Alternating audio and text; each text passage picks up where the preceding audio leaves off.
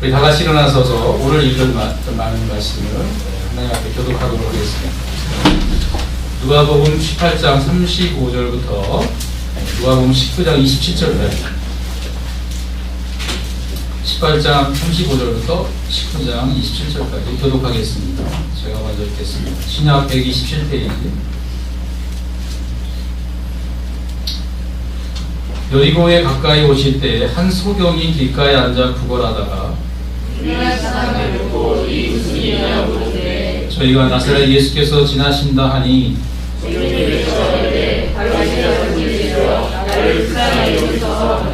앞서가는 자들이 저를 꾸짖어 잠잠하라 하되 저가 더욱 심히 소리질러 다윗의 자손이여 나를 불쌍히 여겨소서 하는지라.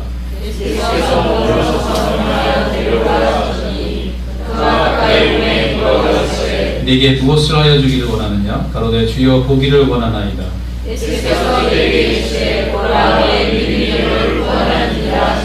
곧 보게 되어 하나님께 영광을 돌리며 예수를 쫓으니 백성이 다 이를 보고 하나님을 찬양하니라.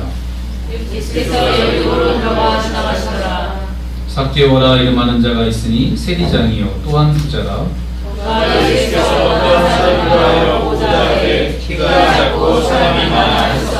앞으로 달려가 보기 위하여 뽕나무에 올라가니 이는 예수께서 그리로 지나가시기에 되밀어라.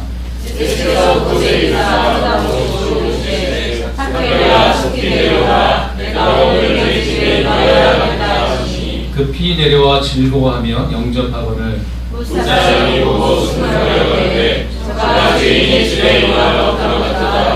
삭개오가 서서 죽게 여짜오되 주여 보시옵소서 내 소유의 절반을 가난한 자들에게 주겠사하며 만일 네 것을 토색한 일이 있으면 4배나 받겠나이다.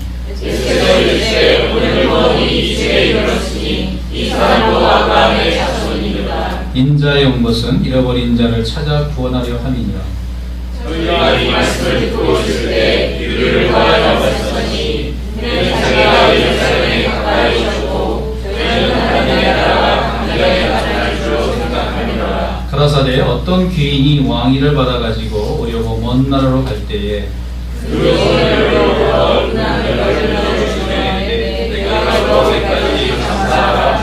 그런데 그 백성이 저를 미워하여 사자를 뒤로 보내어 가로되 우리는 이 사람이 우리의 왕됨을 원치 아니하노이다 하였더라.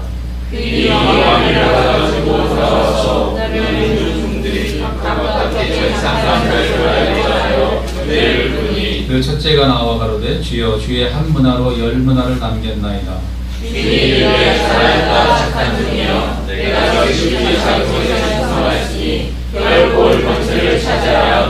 그 둘째가 와서 그러되 주여 주의 한 문화로 5문화를 만들었나이다. 또 한 사람이 와서 가로되 주여 보소서 주의 한 문화가 여기 있나이다. 내가 수건으로 쌓아두었었나이다.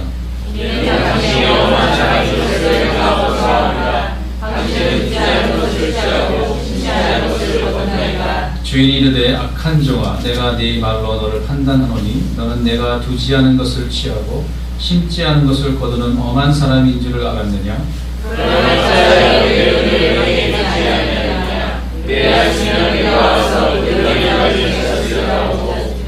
곁에 섰는 자들에게 이르되 그 한 문화를 빼앗아 10문화 있는 자에게 주라 하니 주인이 가로되 내가 너희에게 말하노니 무릇 있는 자는 받겠고 없는 자는 그 있는 것도 빼앗기리라. 그리고 나의 왕됨을 원치 아니하던 저 원수를 이리로 끌어다가 내 앞에서 죽이라 하였느니라.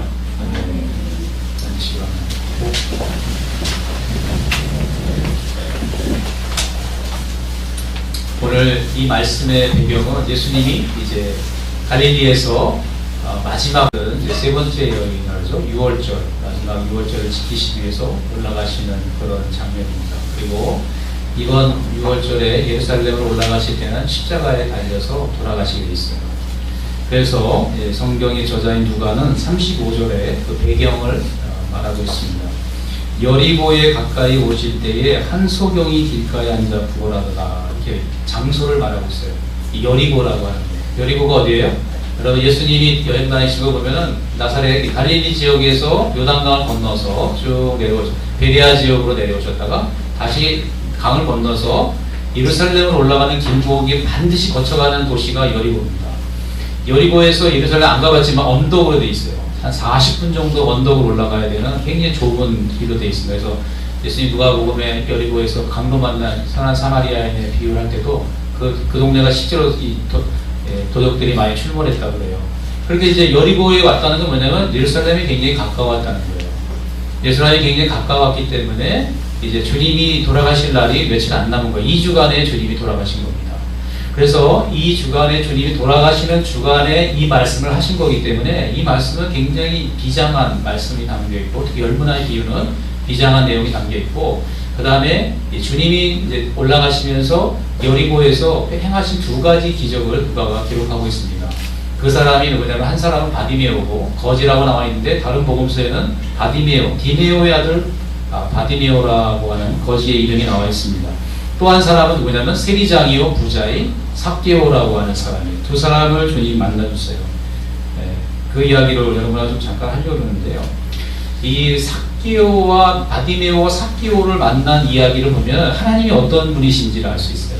그리고 하나님이 우리에게 원하시는 관계가 어떤 관계를 원하시는지, 하나님을 만나는 방법, 하나님의 마음, 이런 것들을 너무 양쪽에서 대비되는 방법으로 보여주십니다. 너무 극명하게 대비되는, 너무나 다르게 두 사람을 만나주시는 그 모습을 나타내고 있어요. 그래서 누가가 성령의 계시를 따라서 이 바디메오의 이야기와 삭개오의 이야기를 기록했다고 생각합니다. 여러분, 성경을 읽을 때 성경이 살아 움직이게 하는 방법 중에 하나가 뭐냐면 감정이입입니다. 감정이입이라는 것을 아시겠지만, 내가 삭개오가 되보고 내가 바디메오가 되보는 거예요. 내가 바디메오 입장이 됐어. 여기 나오는 이 상황 속에 드라마처럼 내가 들어가면은 모든 것이 생동감이 있고 새롭게 다가오게 됩니다. 근데 그냥 성경을 그냥 읽게 되면은 그냥 문자로, 그냥 하나의 지식으로, 사실로 지나가 버리는데, 어떤 주님이 우리에게 성령께서 전해주고 싶어, 이것을 기록한 목적을 따라서 우리에게 전해주고 싶어 하는 메시지를 듣기가 어려워요. 근데 우리가 바디메오가 되보면, 또 삭개오가 되어보면 주님을 만나는 그 느낌이 다르고, 주님의 메시지가 들립니다. 이 본문을 통해서 우리에게 주시고자 하는 메시지가 들리게 되죠. 바디메오를 한번 먼저 생각해 보겠습니다. 이 거지. 지금은 시대가 발전해서 장애인도 공부를 할 수 있고, 여러 가지 문명의 이기로 또 직업도 갖고 결혼도 할 수 있습니다. 그래서 예수님 당시에는 소경이 됐으면 할 수 있는 게 아무것도 없습니다. 결혼도 할 수 없어요. 그저 가족이 좀 살아있어서, 바디메오가 몇 살인지 모르지만 아버지 디메오가 살아있다면 아버지와 가족들이 좀 이렇게 돌봐줬겠죠. 그러니까 뭐예요? 할 수 있는 일이 아무것도 없고 뭐예요? 그저 앉아서 구걸을 하는 거지밖에는, 그래서 다른 복음서에는 거지 바디메오라고 나와 있습니다. 구걸을 할 수밖에 없는 인생이에요. 그리고 그는 날마다 어떻게 생각했어요? 오늘도 거기 절망의 자리에, 자기가 구걸하던 자리에 갈 때 어떻게 했어요? 소망이 있겠어요? 없겠어요? 아무런 소망이 없습니다. 나는 이렇게 살다 죽겠구나. 그래서 내 인생이 무엇인가? 아무런 소망이 없는 절망감 가운데 살고 있는 것이 바디메오입니다. 근데 어느 날 자기가 구걸하고 있는 길에서 사람들이 웅성거리는 거예요. 사람들이 막 모이는 거예요. 바디메오가 물어보죠. 무슨 일이냐? 그랬더니 뭐래요? 주님이 여리고를 지나가신다는 거예요. 여러분, 우리는 이게 아무것도 아닌 것 같지만 예수님이 성경에 보면 여리고를 지나가셨던 일이 없어요. 이게 지금 마지막 주님이 이제 십자가를 지시려고 다른 성경에 지나가신 기록에 제가 기억이 안 나는 없는 것 같은데, 이 예수님이 지나가는 거는 여리고에서 처음 있었던 일인 것 같아요. 그래서 늘 거기서 있었던 바디메오가 흥분하는 것입니다. 예수님을 만나면 어떻게 돼요? 내가 눈을 뜰 수 있다고 하는 소망이 생긴 거예요. 그래서 뭐예요? 예수님이 오기 전에 이 본문에 보니까 뭐예요? 바디메오가 막 소리 지르는 거예요. 그래서 앞서가던 사람, 예수님의 앞서가던 사람이 조용히 하라 그랬어요. 근데 바디메오 외치는 외침을 들어보십시오. 다윗의 자손이요, 나를 불쌍히 여기소서. 여러분, 예수님을 뭐라고 부르고 있어요? 다윗의 자손이라고 부릅니다. 예수여라고 모르고 그렇게 부르지 않고 예수님을 다윗의 자손이라고 고백하고 있어요. 다윗의 자손이라는 게 뭐예요? 당신은 메시아시오, 하나님의 아들이신다라고 하는 신앙 고백인 거예요. 여러분, 바디메오는 예수님을 만나고 싶었지만 소문은 들었겠죠. 그렇지만 예수님을 만날 수가 없는 거예요. 누가 데려가는 사람도 없고, 거지기 때문에, 버림받은 인생이기 때문에 데려갈 수가 없는 것입니다. 바디메오의 마음속에 믿음이 생긴 거예요. 이분을 만나서 내가 이분에게 내 눈을 떠게 해달라고 청하기만 하면 이분이 내 눈을 뜨게 할 거라고 하는 믿음을 가진 겁니다. 그래서 주님이 바디메오가 사람들이 막 말리니까 뭐예요? 더 심히 크게 큰 소리로 다윗의 자손이요 나를 불쌍히 여기소서 할 때에 참 놀라운 일이 생깁니다. 어떻게 놀라운 일이 생기냐면 자 우리 40절에 보면 예수께서 머물러 서서 명하여 데려오라 하셨더니 저가 가까이 오매 물어가라사대. 예수님이 가던 길을 멈추신 거예요. 바디메오의 그 다윗의 자손이여 나를 불쌍히 여기소서 하고 막 두 번만 읽겠어요? 계속 외쳤겠죠. 미친 사람처럼. 그 다윗의 자손을 부르는 그 소리가 예수님의 걸음을 멈추게 한 거예요. 멈추게 해서 예수님이 무엇을 원하냐고 물어봐 주세요.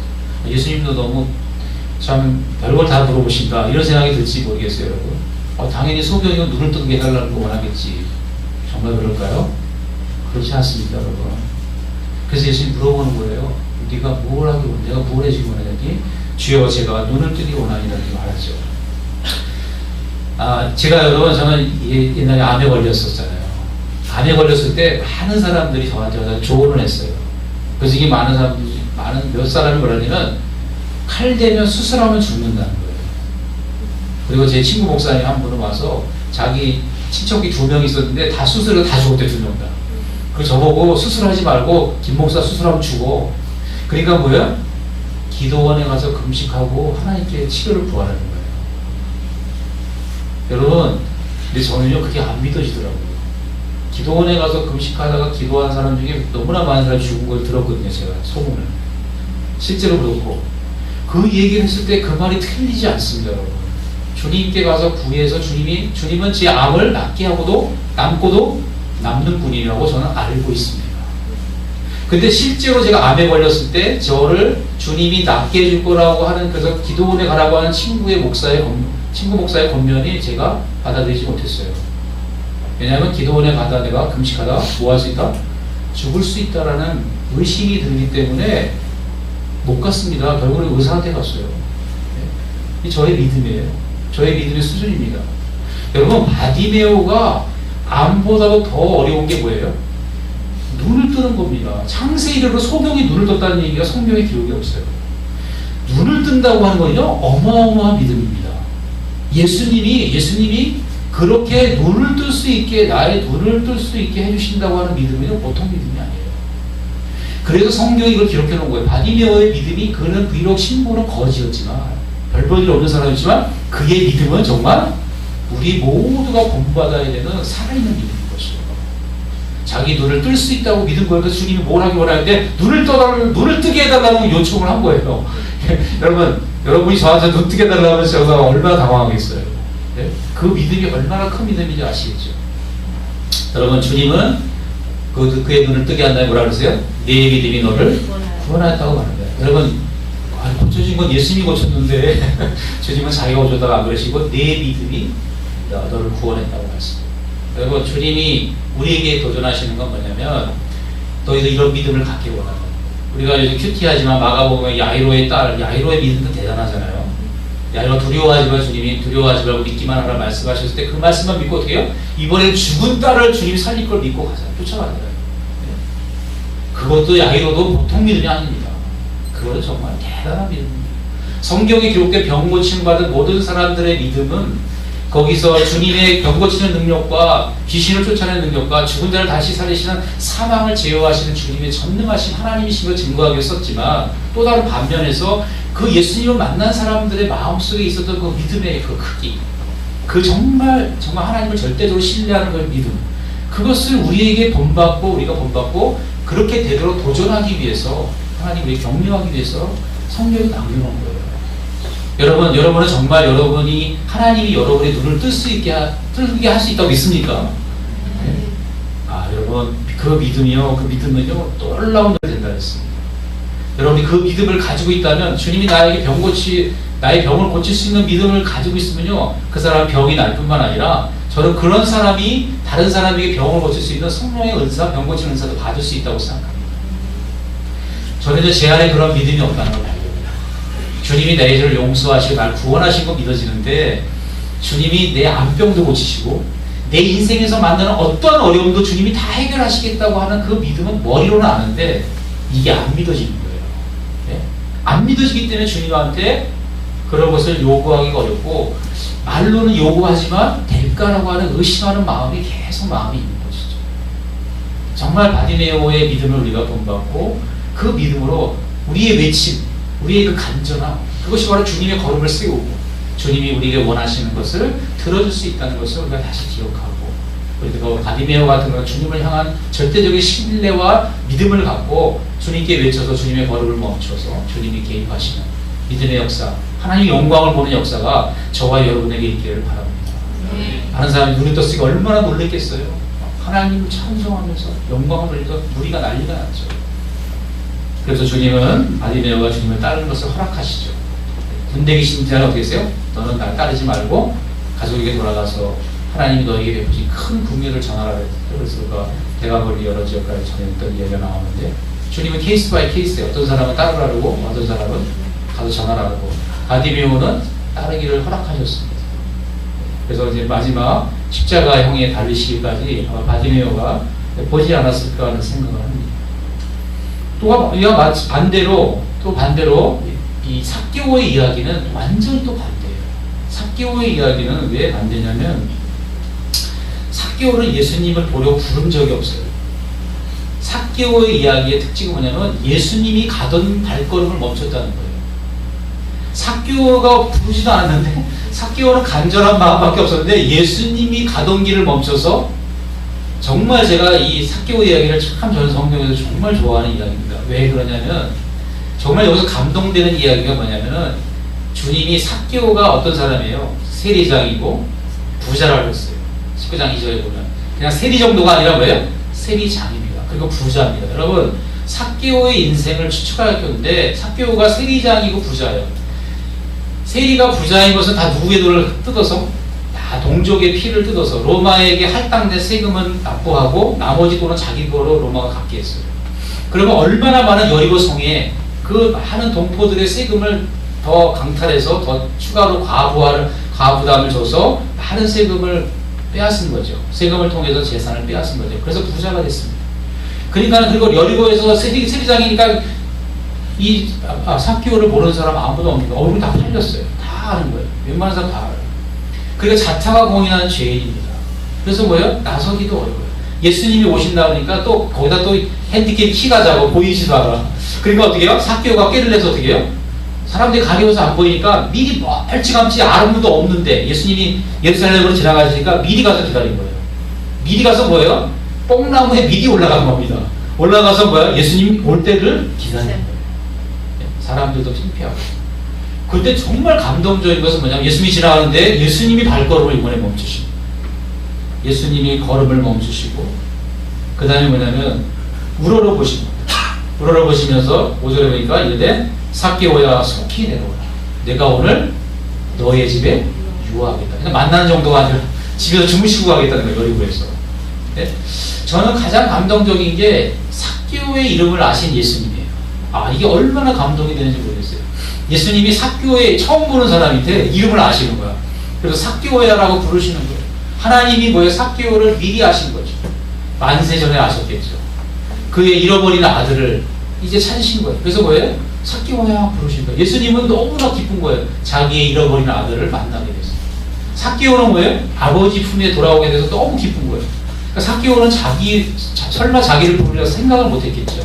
근데 부릅니다. 그럴 때 어디에요? 6절에 보니까 급히 내려와 즐거워하며 영접해요. 삭개오 너무 신난 거예요. 예수님이 자기를 알아준 거예요. 네? 예수님이 바로 뭐예요? 하나님의 아들이라는 거예요. 이 삭개오가 이거 모르겠어요. 앞에 바디메오 눈뜨기 한 거 못 봤겠어요. 다 봤겠죠. 그 하나님인 거 아니죠. 하는데 하나님이 자기를 부르신 거예요. 하나님이 자기를 부르시는 그 감격이 너무 커가지고 너무 즐거운 거예요. 그래서 어떻게 해요? 삭개오는요 부자였습니다. 여러분 부자는 천국에 갈 수 있어요? 없어요? 네.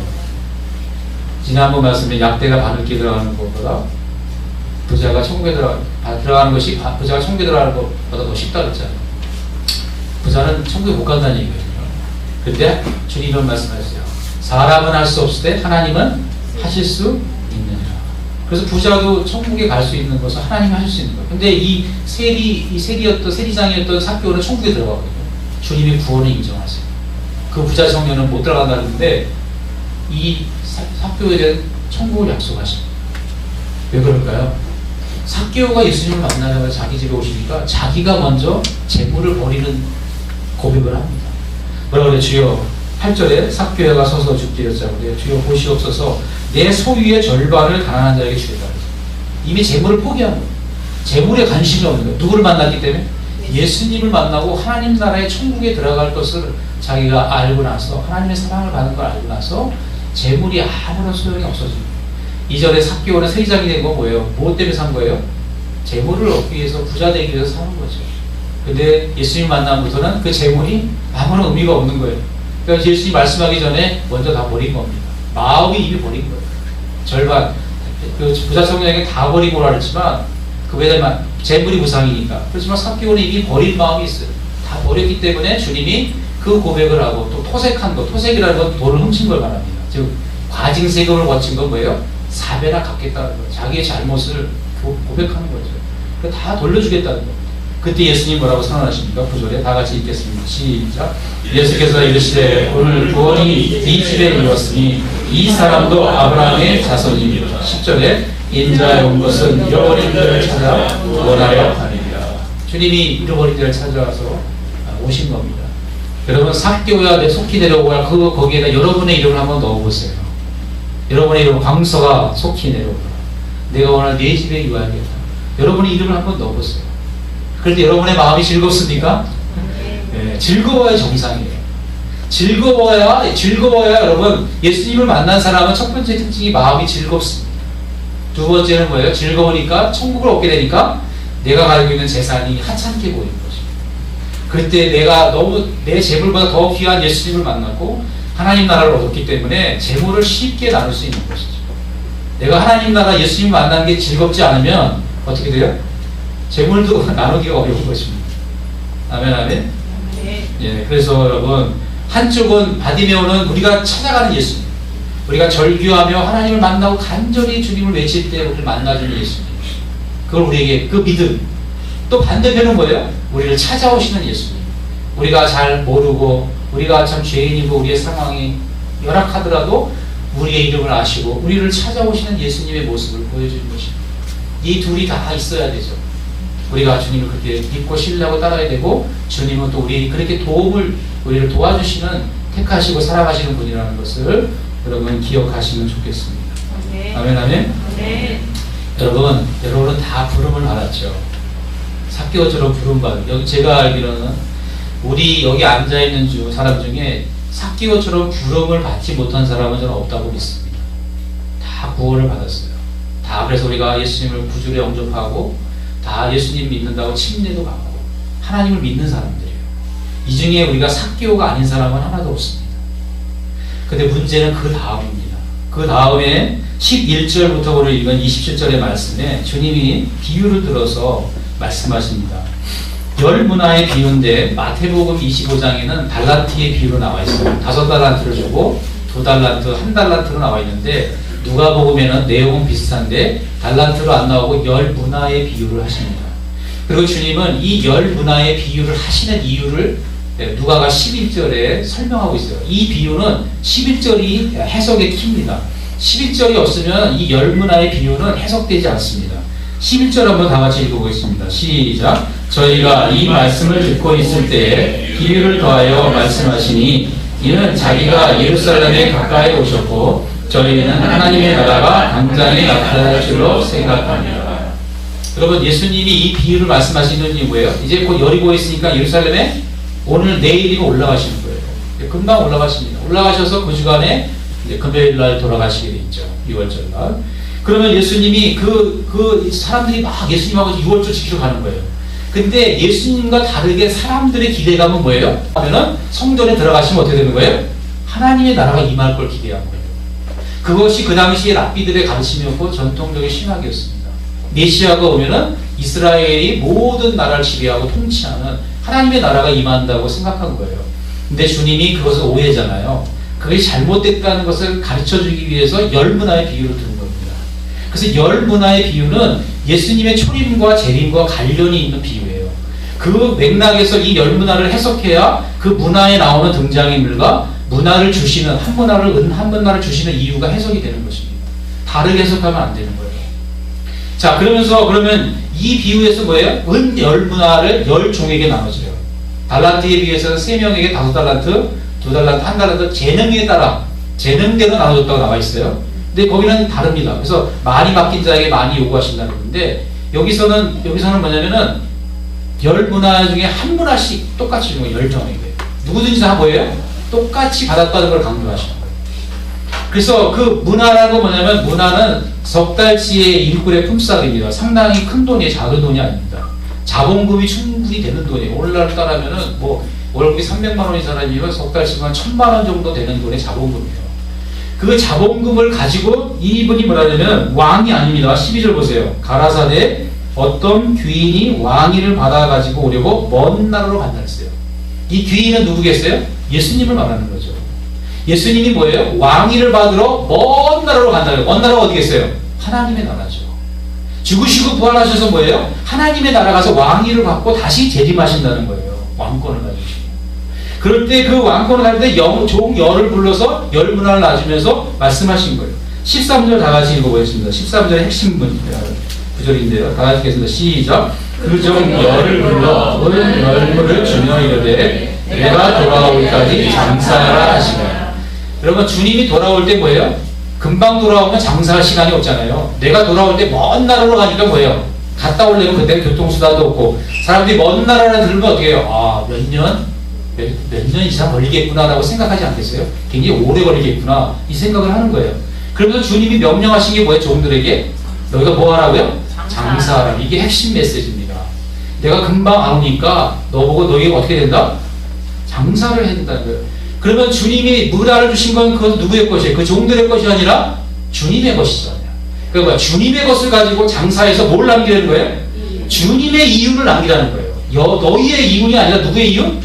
주님의 이윤을 남기라는 거예요. 즉 다른 말로 하면은 씨 뿌리는 비유처럼 30배, 60배, 100배의 열매, 옥토를 맺는 것처럼 거기서도 주님이 뭐라고 말씀하시면 여기 본문에 나온 구절이 한 구절 나오는데, 있는 자에게 더하시고 없는 자는 그 있는 것도 빼앗기리라고 했어요. 그 말씀을 그 씨 뿌리는 비유에서도 하셨어요. 똑같이 원리가 똑같습니다. 그래서 한 문화를 가지고 뭐예요? 열매를 맺는, 장사를 해서 남겨야 되는 것이 이 메시지의 핵심이에요. 그때 뭐야? 너희가 게으르지 않고 어떻게 해요? 열심히 주님의 것을 가지고 열매를 맺어야 된다는 메시지가 핵심 메시지입니다. 근데 14절에 놀라운 일이 생겨요. 어떤 일이 생겨요? 14절 읽어보겠습니다. 시작. 그런데 그 백성이 저를 미워하여 사자를 뒤로 보내어 가로되 우리는 이 사람이 우리의 왕됨을 원치 아니하노라. 주님이 이제 이 귀인이 왕위를 받아 떠나가는데 백성이 와서 뭐예요? 우리는 당신이 왕 되기를 원치 않는다는 거예요. 여러분, 여기서 분명히 뭐라 그랬어요? 그냥 백성이 아니라 뭐예요? 그 백성이라고 했어요. 우리말 성경에 그라고 나와 있는데 영어 성경은 his라고 나와 있어요. his people. 누구의 백성이에요? 그의 백성입니다. 예수님의 백성들. 예수님의 백성들 중에 예수님 왕이 되기를 원치 않는 사람들이 있다는 겁니다. 이거는요, 굉장히 시사하는 바가 큰 거예요. 여러분, 이 사람은 예수님의 백성이 아닌 사람이 아니라 누구라고요? 예수님의 백성들이에요. 이 당시에는 예수님을 따르던 자들입니다. 오늘날 말하면 누굴까요? 오늘날 말하면 여기 모인 우리를 말합니다. 하나님의 부름을 받아서 그분의 백성이 된 우리를 말하는 거예요. 이 비유가 그겁니다. 근데 그 백성 중에 주님이 왕이 되기를 원하지 않는 사람들이 있는 거예요. 여러분, 주님이 왕이 되기를 원하지 않으면 누가 왕이 되겠다는 거예요? 자기들이 왕이 되겠다는 거예요. 자기 마음대로 살겠다는 겁니다. 네? 그 한 문화 가져서 나중에 수건에 쌌다 열매 못 맺은 그 사람이죠. 그 사람이 바로 그런 사람이에요. 그 사람이 말을 한번 들어볼까요? 그 사람은 뭐라고 말했는지. 자, 20절에 보겠습니다. 한 사람은 한 문화를 가지고 열 문화를 남겼어요. 그때 주님이 10공을 다스릴 권세를 주시겠다 했어요. 그 다음에 뭐예요? 15절에 보면 나중에 이제 귀인이 왕위를 받고 돌아왔어요. 하나님 나라가 이제 임한 거죠. 그럴 때 한 문화를 가지고 열 문화를 낳은 사람은 10공을 권세를 차지하려고 17절에 말합니다. 그 다음에 5 문화를 남긴 사람은 5골을 다스릴 권세를 주려고 19절에 말해요. 20절 이하에 보니까, 자, 20절부터, 자, 우리 한번 3절까지 읽어보겠습니다. 시작. 또 한 사람이 와서 가로되 주여 보소서 주의 한문화가 여기 있나이다. 내가 수건으로 쌓아두었나이다. 이는 당신의 엄한 사람인 것을 내가 무서워함이라. 당신은 두지 않은 것을 취하고 심지 않은 것을 거두나이다. 주인이 이르되 악한 종아 내가 네 말로 너를 판단하노니 너는 내가 두지 않은 것을 취하고 심지 않은 것을 거두는 엄한 사람인 줄을 알았느냐? 그러면 어찌하여 내 은을 은행에 두지 아니하느냐? 그리하였으면 내가 와서 그 별리까지 찾았으리라. 별리는 이사죠. 여러분, 이 사람이 일을 하지 않은, 장사를 해서 이윤을 남기지 않은 이유가 있어요. 즉 한문화는 뭘 말하겠어요, 여러분? 저는 제가 생각할 때 한문화는 씨 뿌리는 비유로 말하면 우리의 심령에 떨어진 구원의 말씀이에요. 저는 한문화가 구원이라고 생각합니다. 구원과 그분의 말씀이라고 생각합니다. 하나님은 모든 사람에게 삭개오처럼 우리를 부르신 것처럼 모든 사람에게 뭘 주셨어요? 구원을 주시고 말씀을 주셨어요. 근데 주님이 재림하는 시간까지 어떻게 시간이 오래 걸리는 거예요. 근데 주님 뭘 부탁하신 거예요? 너희에게 받은 그 문화를 가지고 뭐하라? 장사하라는 거예요. 주님이 주신 것을 가지고 주님의 신령한 열매를 맺으라는 거예요. 근데 한 문화를 받은 사람은 어떻게 했어요? 자기에게 한 문화를 준 주인이 그 사람도 구원받은 사람 백성인데 주인이 어떻게 되냐면 이 사람이 악한 마음이 든 거예요. 어떤 마음이 드냐면 우리 주인은 자기 일도 안 하면서 나에게 한 문화 주고 장사해서 씨를 뿌리지도 않는 데서 출소하고 똑같은 말이에요. 똑같이 흩어진다는 건 흩는다는 거는 영어 성경에 보니까 씨를 뿌렸다는 얘기예요. 씨도 아무것도 뿌리지 않고 또 거두려고 한다는 거예요. 즉 한 말 같은 말인데 이 주인은 한 문화만 주고 우리 보고 자기 일도 안 하면서 우리 보고 일한 거 가지고 자기가 소득을 다 가져가려고 한다는 이런 마음을 가지고 있죠. 여러분 이 마음을 가진 사람이 어떤 사람일까요? 저는 그리스도인 중에 그의 백성이 된 그리스도인 중에 이런 마음을 가진 사람이 한 문화를 가진 사람을 생각합니다. 즉 뭐냐면 주님이 주의 일을 열심히 하라고 설교합니다. 목사가 주의 일을 열심히 하라고 설교하고 주님의 열매를 맺어야 된다고 설교하는데 그 설교가 어떻게 들리냐면요. 그런 주님의 권면이 설교자를 통해서 되는 그 권면이 어떻게 되냐면 내 사업이 참 귀찮네.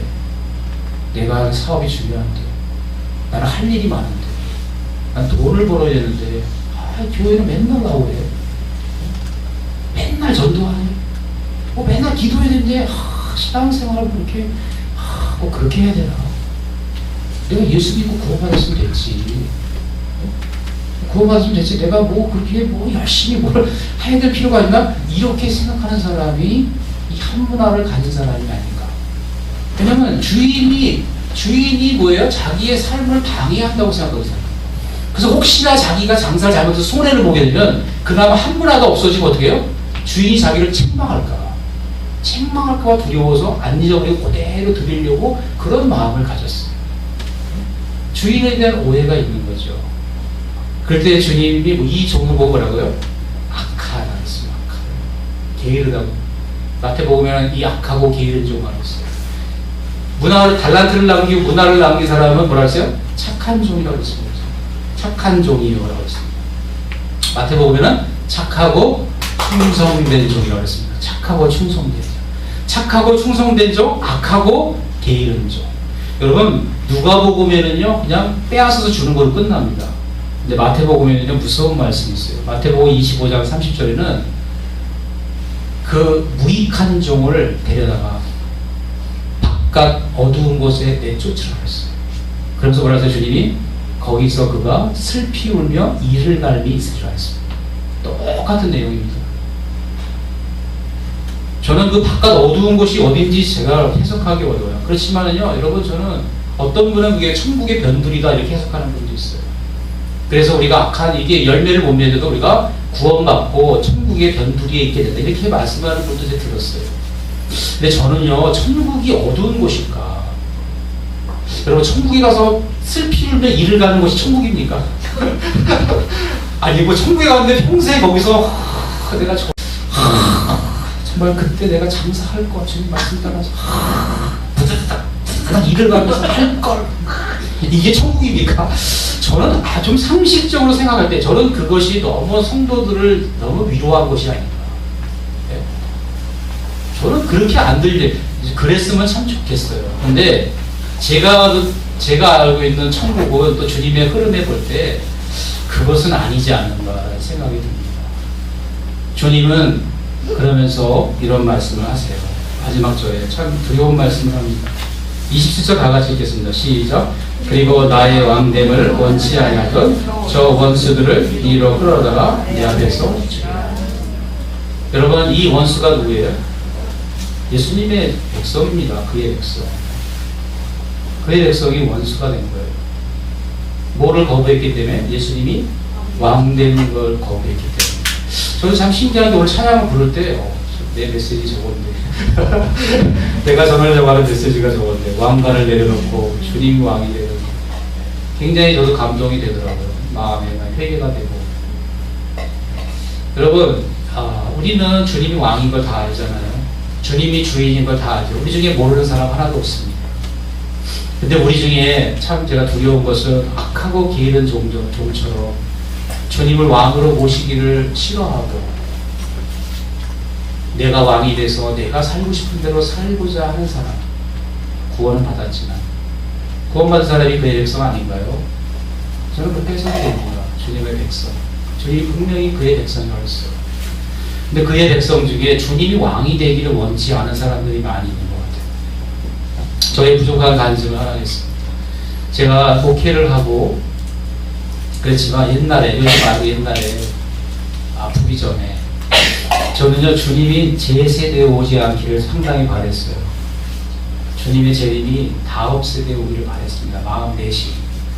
주님이 오신다 그러면 마음이 불편해요. 왜 불편한 줄 아세요? 내가 하고 싶은 게 너무 많은 거예요. 이 세상에서. 이 세상에서 내가 이루고 싶은 게 너무 많은 거예요. 목회자입니다. 제가 이루고 싶은 게 뭔지 아세요? 목회에 성공하는 거였어요. 큰 교회 목사가 되는 거였어요. 여러분, 내가 큰 교회 목사가 되고 싶은데 주님의 재림은 안 반가워요. 그 누구를 위한 목회입니까? 아니 여러분 중에, 저는 목회자들이 이런데 여러분 중에 목회는 아니어도 여러분 중에 주님의 재림이 반갑지 않은 분도 계십니까? 주님이 좀 나중에 오셨으면 하는 마음이 있는 분도 계십니까? 왜 주님이 나중에 왔으면 하는 마음이 들까요? 내가 하고 싶은 거를 이루고 싶으니까. 내가 가지고 있는 꿈을 이루어야 되는데 주님이 오시면 그 꿈이 와야 되니까. 좌절되니까. 그럼 그 꿈은 주님을 위한 것입니까? 나를 위한 것입니까? 속일 수가 없어요. 그건 자기를 위한 것입니다. 그런 사람은 주님이 모되기를 원치 않는 사람이에요. 주님이 왕되기를 원치 않는 사람이라는 생각이 많이 듭니다. 여러분, 주님이 왕되기를 원하는 사람은요, 주님이 오시는 날을 기다리는 사람이에요. 내가 주님을 왕으로 내 마음에 모셨는지 안 모셨는지를 알 수 있는 방법은 내가 주님의 재림을 기다리고 있는가, 기다리고 있지 않는가. 내가 재림을 기다리는 것은 그분이 나의 왕이시기 때문에. 그리고 내 인생의 삶의 목적이 뭐예요? 주님의 명령을 따라서 장사하는 것이 내 인생의 목적이 돼야 돼요. 내 목표가 인생이 장사하는 것이, 주님의 문화를 가지고 장사하는 것이 내 인생의, 주님이 재림하시기 전까지의 인생의 목표가 됩니다. 그 주님 오시는 날 뭐예요? 착하고 충성된 종이라고 하는 칭찬을 받고, 우리의 상급은 이 땅에서 성공하는 것이 아니라, 10고울을 이 땅에서 차지하는 것이 아니라 10고울을 어디서 찾는 거예요? 하나님의 나라에서 10고울 권세를 받는 거예요. 주님의 상급을 받는 것입니다. 그런 자가 주님의 왕위를 기다리죠. 주님 오셔서 상급을 주실 것을 기다리는 마음을 갖게 되죠. 주님이 그의 백성이지만 주님의 재림을 기다리지 않고 주님이 왕 되시는 걸 원치 않는 사람들, 나 원치 않습니다고 말한 사람들, 자기 마음대로 자기 뜻대로 산 사람들을 다 어떻게 하셨어요? 주님이 다 저들을 죽이라고 말씀하셨습니다. 심판하시겠다는 거죠. 그분의 백성이지만 주님의 왕됨을 원하지 않는 사람의 종말이 이렇다고 주님 말씀하십니다. 저는 이 비유가 그렇게 해석이 돼요. 그리고 그 문화, 한 문화를 땅에 숨겨두고 자기 마음대로 살고 주님에 대해서 오해했던, 주님을 자기의 인생의 방해꾼으로 생각했던 그런 사람들에 대해서 주님이 말씀한 경고라고 생각합니다. 여러분, 우리는 열매를 맺어야 됩니다. 열매가 없는 사람은 주님을 왕으로 모신 사람이 아니에요. 자기가 주인 돼서 사는 사람은 절대로 하나님이 주신 문화로 열매를 맺는, 하나님의 열매를 맺을 수 없습니다. 주님은요, 우리의 것으로 열매를 맺기 원하지 않아요. 우리의 것은 다 무익한 것입니다. 주님은 주님이 주신 문화로 또 다른 문화를 남기기 원하십니다. 신령한 것을 생산하고 재생산하기를 원하십니다. 그래서 우리에게 9가지 성령의 열매가 있어야 돼요. 사랑과 희락과 화평과 9가지 열매가 있어서 늘 주님으로 말미암아 주님을 사랑하고 이웃을 사랑하고 마음에 평안이 있고 그 주님의 기쁨이 있는 그런 열매가 있어야 됩니다. 그리고 주님이 주신 많은 열매들이 있는데 우리 한번 특별히 히브리서 6장 우리 한번 10절 읽어보겠습니다. 히브리서 6장 7절부터 12절까지.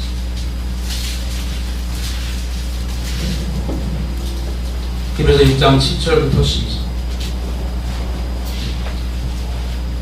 다 찾으셨나요? 자, 히브리서 6장 7절부터 12절 다 같이 읽겠습니다. 찾는 소리가 나요. 6장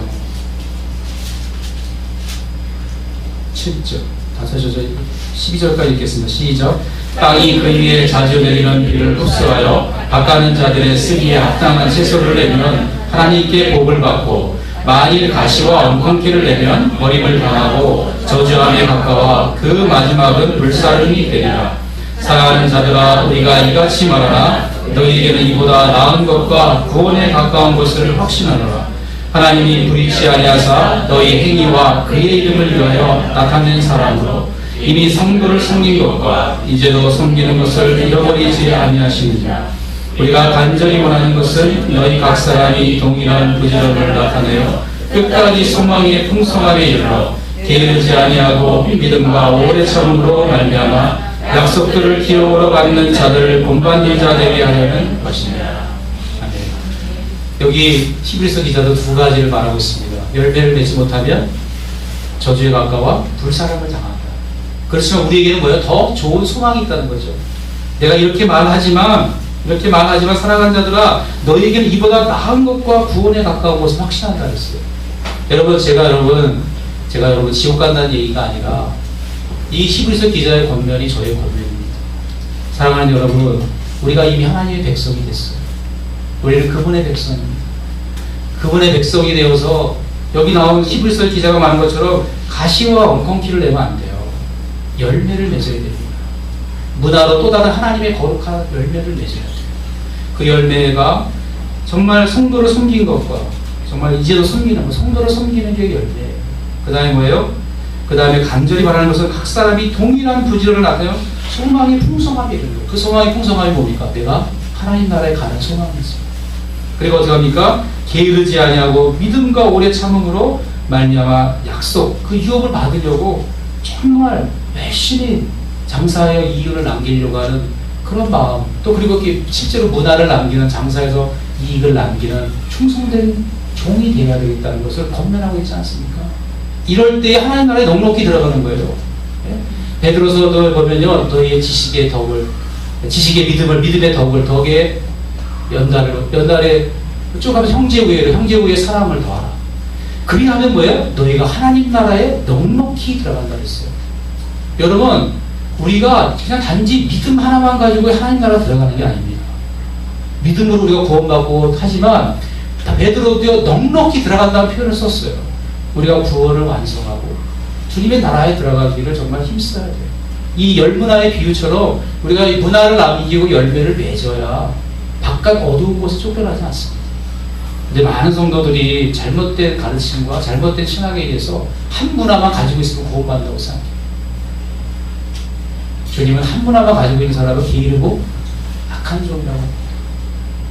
그 주님이 왕되기를 원치 않는 사람들은 주님이 다 어떻게 하겠어요? 죽이라고 말했어요. 심판하시겠다는 거예요. 자기 백성이지.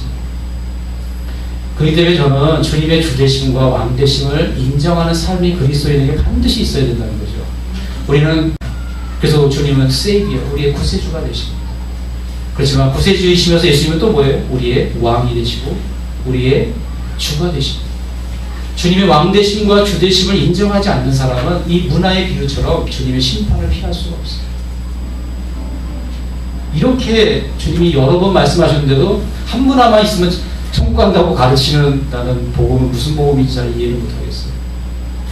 그런 복음 때문에 잘못 한 번 구원받으면 영원히 구원받는다고 하는 그런 가르침 때문에 많은 성도들이 안심하고요. 하나님이 왕으로 삼지 않고 주님을 왕으로 삼지 않고 자기가 왕 되어서 마음껏 삽니다. 마음껏 사는 그런 사람도 있지만 절반은 주님께 맡기고 절반은 왕권을 주님께 맡기고 절반은 자기가 왕이 돼서 사는 사람 참 많습니다. 그런 사람한테 주님이 어떻게 하시지? 저는 제가 심판주가 아니기 때문에 말할 수 없지만 이 열문화의 비유를 통해서 주님이 분명히 말씀하고 있다는 것을 우리는 마음에 명심해야 돼요. 여러분, 우리는 주님은 두 가지 선택권을 놔두셨어요. 우리에게. 한 문화를 다 우리 받았어요. 문화를 남길 것인지 게으르고 악하게 살 것인지는 여러분에게 달려있습니다. 근데 주님은 그 결과에 대해서 어떻게 하실지를 우리에게 다 말씀하셔서 경고하셨어요. 그래서 우리가 어떻게 살아야 될지를 주님 말씀하셨습니다. 사랑하는 여러분, 우리가 어떻게 살아야 될까요? 하나님의 구원에 이르러서 그 나라에 다 들어가야 되지 않겠습니까? 여러분의 인생의 목표가 무엇입니까? 이 땅에서 열공을 차지하는 것입니까? 의미 없습니다. 개콘에 의미 없는 정말 의미 없는 게 이 땅에서 잘 살고 잘 먹고 성공하는 것입니다. 사람 보기에는 좋아 보여도 하나님 나라에서는 아무런 의미가 없습니다. 그것은 주님이 주신 문화가 아니에요. 주님이 주신 문화는 주님의 것으로 주님의 것을 남기기를 원하고 있습니다. 그렇기 때문에 우리가 주님을 성령의 열매를 갖고 주님의 나라를 위해 살아야 됩니다. 주님 나라 건설에 힘써야 됩니다. 그래서 우리가 CPM을 하는 이유도 우리 교회의 성장이 아니라 누구를 위해서? 주님의 나라를 위해서. 그분의 나라를 건설하는 데 동참하기 위해서 우리가 CPM을 하는 것이에요. 여러분, 교회 성장을 하기 위해서 CPM을 하면요, 저는 또 예수님을 왕으로 삼기를 거절하는 사람과 똑같습니다. 그분이 왕이 되어서 그분이 우리 교회를 성장하게 하시고 그분의 나라가 세워져 가야지 저의 목회가 성공하고 제가 편안하고 안락한 것, 그것은 너무나 잘못된 것이죠. 그건 위험한 것입니다. 그렇게 마음을 갖고 부흥하는 것은 자살과 똑같습니다. 멸망하는 것과 똑같습니다. 많은 대우교 목사님들이 그런 마음을 버리지 못해서 많은 사람을, 다른 사람을 구원하였지만 자기는 버림을 맞을 수 있는 그런 위험성이 있는 것 같아요. 정말 우리는 그걸 조심해야 됩니다. 목회자뿐만 아니라 성도들도 참 조심해야 됩니다. 하나님이 내게 주시는 물질이 하나님의 축복일 수 있습니다. 저는 그걸 부인정하지 않습니다. 그렇지만 그 재물을 가지고 내가 무엇을 남길 것인가? 나를 위할 것인가? 주님을 위할 것인가? 깊이 생각해야 될 것입니다. 사랑하는 여러분, 우리 다 하나님 나라에 갑시다. 서로 우리에게 주신 문화를 가지고 또 다른 문화를 남기도록 애쓰십시다. 기도하고 말씀 보고 서로 사랑합시다. 서로 사랑하고 우리 같이 천국에 가자고 서로 격려합시다. 곁길로 가는 사람은 동료해서 그렇게 가면 안 된다고, 함께 가자고, 사랑으로 건면하고 사랑의 공동체가 되어서 우리 중에 그의 백성이면서 그분을 왕으로 모시지 않아 죽임을 당하는 성도가 한 명도 없도록 모두가 다 그분을 왕으로 모시고 주로 모셔서 그분의 문화, 주신 문화로 많은 문화를 남겨서 그 나라에서 10고을, 20고을, 정말 100고을까지 다스리는 그런 많은 성도들이 우리 가운데 나타나기를 주 예수의 이름으로 축원합니다. 아멘. 기도하겠습니다. 오늘 말씀 생각하면서 시간 내게 주신 말씀을 생각하면서 기도하는 시간을 가졌으면 좋겠습니다. 주님, 오늘 말씀을 통해서 바디메어와 같은 믿음을 우리에게 허락하여 주시옵소서. 주님은 세상 사람, 이 세상에서 할 수 없는 불가능한 일을 하시는 분이라는 것을 믿게 도와주시옵시고, 우리의 믿음이 그렇게 크므로 주님 우리 가운데 큰 일을 주께서 행하시는 큰 일을 행하시는 영광을 보기를 원합니다. 하나님, 주님을 믿음을 더하여 주시고 주님을 사랑하는 마음이 변치 않도록 주님 우리를 불쌍히 여겨주시기를 원합니다. 삭개오를 아시고 삭개오를 부르신 주님, 나를 아시고 내 이름을 부르시며 사랑하시고 잃어버린 자식을 찾은 것처럼 기뻐하시고 또 받아주시고 사랑하셨던 삭개오를 부르신 주님을 기억하게 도와주시옵시고, 그러나 주님, 삭개오처럼 우리가 한 문화를 받았지만 열 문화에 비유해서 말한 것처럼 그의 백성이라 할지라도 그 문화를 가지고 장사하라는 주님의 명령을 따라 장사하지 아니하며 나의 영광을 구하고 주님의 왕되심을 원하지 아니하고 내가 왕이 되어 살려고 하는 자들에게 임한 심판에 대해서 경고하시는 말씀도 듣게 하여 주시옵소서. 그 경고의 심판만 있는 것이 아니라 주님은 수고하고 장사하여 많은 이윤을 남긴 자에게 축복하시고 기뻐하시고 더 많은 것으로 맡기시겠다고 하시면서 주님의 나라에서 10국을 다스릴 권세, 5국을 다스릴 권세를 주신다는 것을 기억하게 하여 주시옵소서. 주님, 우리가 악하고 게으른 종이 아니라 착하고 충성된 종이 되게 도와주셔서 주님이 주신 이 구원과 주의 말씀을 가지고 많은 신령한 열매, 하나님의 문화들을 많이 남길 수 있는 우리 귀한 성도들 되게 하여 주시옵소서. 우리 가운데 가시와 엉겅퀴를 내어 하나님 괴롭게 하는 자가 없게 도와주시옵시고, 주님의 정말 저주를 받아 불사람을 당하는 자가 없게 도와주시옵시고, 우리에게 이 경고의 말씀을 주신 것은 우리를 사랑하시므로 우리에게 더 나은 구원이 있다고 말씀하시니 그 구원을 향하여 더 박차게 나가게 하시는 것을 믿습니다. 주님 감사합니다. 우리가 늘 이 사실을 기억하고 주님 앞에 겸손하게 주님을 섬기게 하여 주시옵소서. 두렵고 떨림으로 우리의 구원을 이루게 하여 주시옵시고, 주님 참으로 주님의 주되심을, 주님의 왕되심을, 주님은 하나님이시오 나는 피조물이요 나는 죄인인 것을 늘 기억하고 주님을 경외하며 주님을 따라가는 저희의 삶이 될 수 있도록 축복하여 주시옵소서.